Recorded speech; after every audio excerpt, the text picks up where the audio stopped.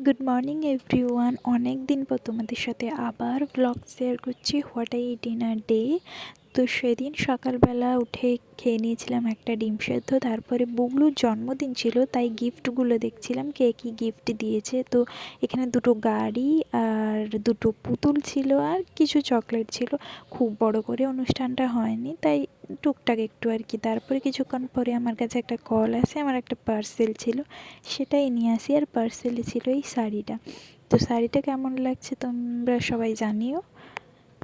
তারপরে দুপুরে খাওয়া দাওয়া করেছিলাম মাছের ঝোল, নিম পাতা আর আলু ভাজা আর শাক ভাজা ছিল আর মাছ ভাজা ছিল। তো এখানে বুগলুও খাচ্ছিল। তারপরে আমরা বিকেলে একটু গেছিলাম বাজারে, কারণ আমার কিছু কেনাকাটি করার ছিল। তারপরে আইসক্রিম কিনেছিলাম। ফিরে আসার পথে একটু পাপড়ি চাটও খেয়েছিলাম। বাড়ি ফিরে এসে ন্যাড়া পোড়া হচ্ছিল, সেদিন ছিল ন্যাড়া পোড়া।